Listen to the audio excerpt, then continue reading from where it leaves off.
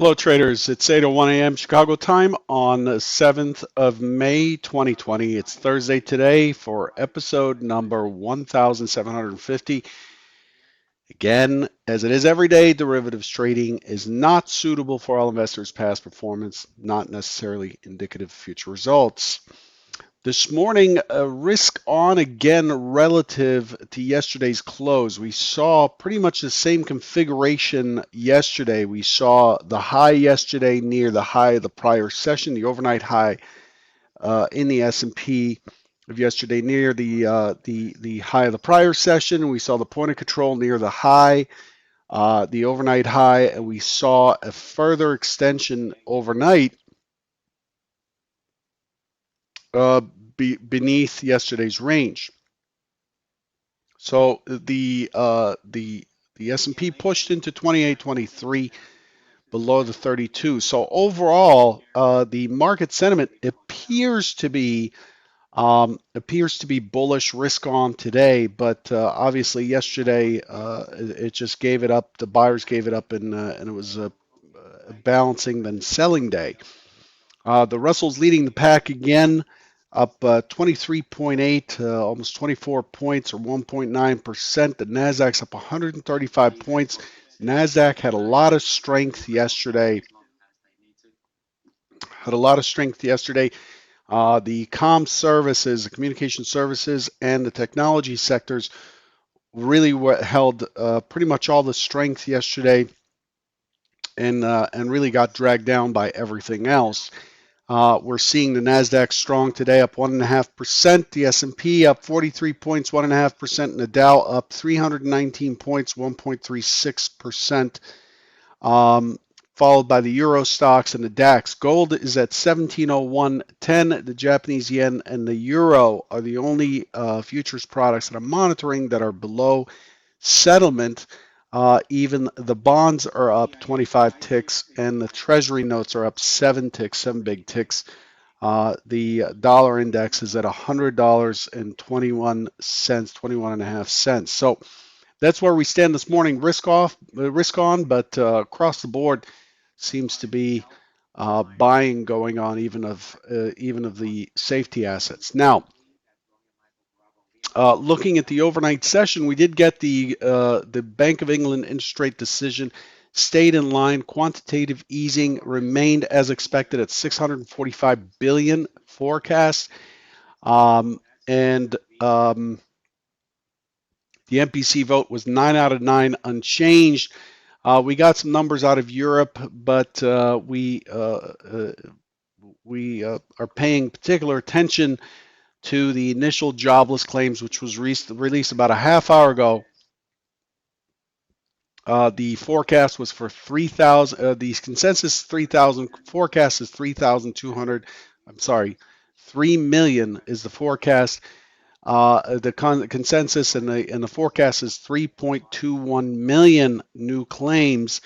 Came in at 3.169, slightly worse than expected. Labor costs Q on Q up also 4.8% versus 4.2% expected. And I want to remind you all that tomorrow's non-farm payrolls and unemployment, big number tomorrow. It's going to be most likely ugly, as we saw with the ADP number yesterday. We expect that number to be pretty bad, but then the market may have already priced that in. This evening, the Great Britain gets its GfK consumer confidence flash for May at 7:01 p.m. Eastern U.S. time. That's what is scheduled. In terms of what was expected yesterday, really, the expectation is, given where we were opening at 28.75 versus at 28.06, I'm sorry, 28.86 overnight high, the expectation is we're likely to take out the overnight high, this blue line. It's hard to see there. By the way, if you're looking at this, be sure, unless you're on Periscope, where the resolution is limited to 720p. If you're on YouTube, be sure to switch to 1080p. If you're not getting it, it should say HD at the bottom right here. This little thing right here should say HD. If not, just click on it and switch it to 1080p so you can see the numbers. It's hard to see. It's hard to see it when it's a lower resolution. Anyway, so we expected the take of the overnight high, and the market did not provide that at all. The market was actually the participants yesterday seemed to be a lot weaker on the buy side than I expected, and overall we did not see the same plan. I did provide the key areas to test below 28.59 and then beneath there 28.36, and then we talked about the 28.22 down here. 28.22 is basically the overnight low, 28.23, and here's what happened yesterday. We had a nice open auction, very clear test up, down. We put in an opening swing low, then we take out that prior high, swing high at 79.75 to go to 81 and a quarter, and then we put in this lower high before we started to rotate below, pull back to mid. There's the pull back to the mid again. There was no impulse here, nothing for me to trigger off of, and then we start to extend to the downside, and then finally we get this impulse right here. So now we've got something to trade off of. This was a pretty decent. Actually there were clues in here. If you were in the head trader channel at Convergent, talked about clues in here that this thing's likely to give it up, and so the short side kind of triggered in here somewhere, I forget, and we finally push lower. We bounce ahead of the prior day's low. Nice little bounce, and then we get the continuation move. It looked to me like this bounce was likely to consolidate up here and continue higher. But once we poked through and pushed back out, there was a concern that the sellers were exhausted, and it appeared that they were at the time. It pushes right back into the range, holds a zipper right here at the low end of at the prior day's low, and then continues higher for a push to the opening swing low right up here. But overall, from this point forward, from basically this peak to this drop, we have this really choppy trade, very, very choppy trade. And we could see it consolidate pretty well. I mean, it was really compressing in here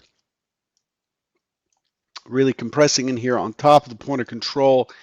And VWAP, and then it was expected to break one way or the other on the close, and it did. It broke to the downside, and so we have an extension down. Where did we end up going? We ended up going to the mid, the 50% fib of the entire of this shorter swing higher, starting the 21st of April to the 29th. We went to the 50% of that, the mid of that, before the market kind of paused. So that's where we stood yesterday. I was not with both scenarios, which was really surprising. I did expect it to push higher. Both scenarios were off yesterday.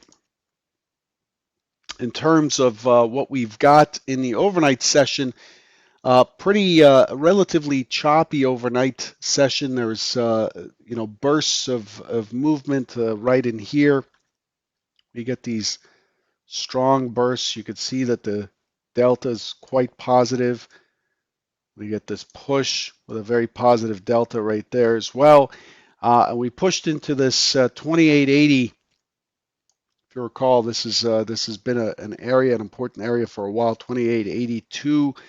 The 2882 area, I talked about it yesterday, and we pushed into it, we slammed right into it, and we've been holding sideways here. So it's explored to the downside in the overnight session. It's explored to the downside, and it's been quite a bullish session for the most part. And so that's where that stands. It's a little bit unclear to me as I run through the overnight session and look at what it has done. it seems unclear to me, other than the fact that the buyers are quite relatively aggressive, but they were aggressive yesterday as well before the open, and they just appeared to falter once the market opened. So that's where we stand. The big areas to watch below 2841, above 2900, and it looks like it's. I said this yesterday and I was wrong. Looks like it is consolidating and gearing up, given the action before it, gearing up to push to the upside. But the CVD here, the delta is negative, so it's kind of neutral sitting here. Like I said, mixed signals coming into today. One of the things we need to keep an eye on is the fact that really it's we've been consolidating for 2 days. We've been balancing for 2 days now in the S&P. So let's take a look at what's expected for today.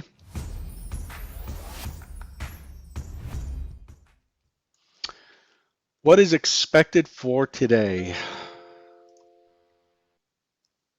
we go.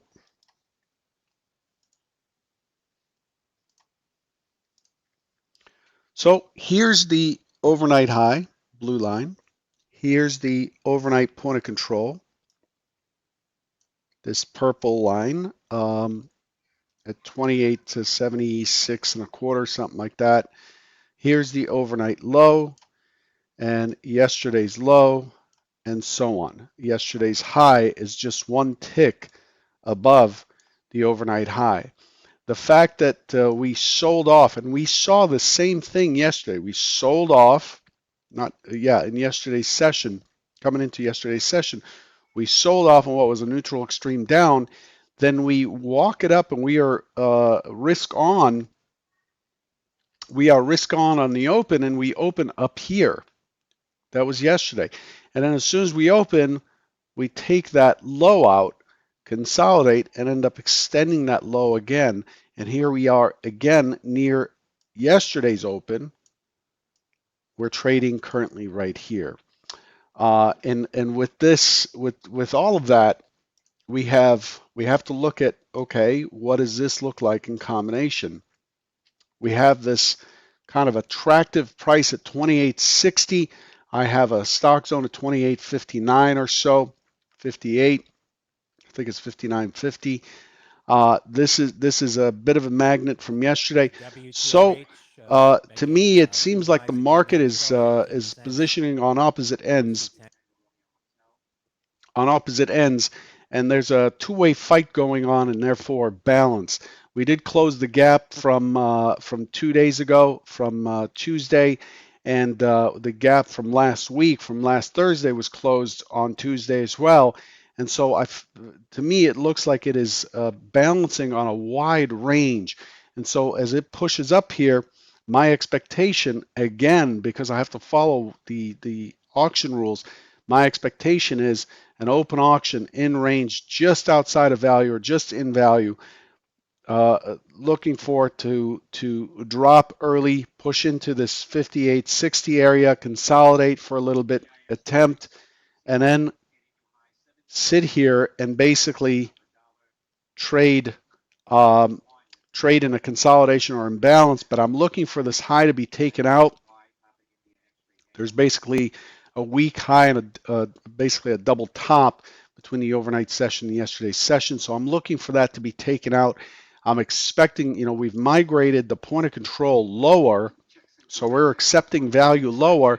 And last week, we moved the point of control lower. We moved value lower, but we ended up gapping up and holding higher. To me, this looks like it may have already exhausted the sellers, and I'm expecting that as it drops, there's likely to be some support, and I'm looking for it to turn up. The alternative to this is that it does continue to push higher, and at this point, again, we resume yesterday's plan, which was the 2900, and then potentially 2907 eventually. That was yesterday's plan, really. But today, I'm going to temper that a little bit. If it continues higher and we can get a runner on or add On a pullback, great. But overall, I'm going to temper expectations to the upside as we're setting up the same configuration as we did yesterday. The secondary is an open auction that drifts up, takes out this high, consolidates, and then we get the sellers again, an impulse down. It brings us back to the 60, the 59.60, and then we start to drift down yet again. I don't think we'll take this low out. The gap has been filled. I don't believe we'll take the low out. There's a bit of support in here, and then it's likely to finish somewhere inside of the range. In either case, I'm looking for today to reverse the one-time framing down that started yesterday. So we had this high, we have this lower high. It's starting to one-time frame down. I expect it to reverse it and go into balance. I am expecting noise, a fair amount of noise here, and that's why it's kind of wishy-washy. But we'll see what the market does. My opinion is that a push down today is likely to be supported. I mean, all of this effort to the downside, and it keeps giving it up in the overnight session. And not only that, but the delta here from yesterday, despite the selling, was really just marginally negative. It sold off in the morning, and that sell-off held pretty much a zero or neutral delta. So there's some price movement on the way down, but they're still lifting as the market moves lower. And so I'm expecting that to result in a short squeeze eventually. We'll see how it works out. There's no way. I'm not going to sit here and tell you I can predict the market given my couple of decades of trading experience. I cannot predict the market. All I can do is read what it has done, read what's on the left, and set some expectations for what it's likely to do given the scenario of a selling or a buying or whatever, and look at what the key test areas are. What are the key test areas? Again, the same as yesterday. 2882 carried over from way back here and even before that. 2882, 2890, 2900, 2907. To the upside, to the downside, this 2860 is now important. 5960 is now important. Beneath there, we have 28, 38, 37, and then beneath there, this 28, 20 is a key area. Those are the key big areas to watch out for. We'll see which one holds, and when it does, at least we have a plan for which side we may be aiming for once the market turns. I hope that makes sense to you. Good luck today, and I'll catch you tomorrow.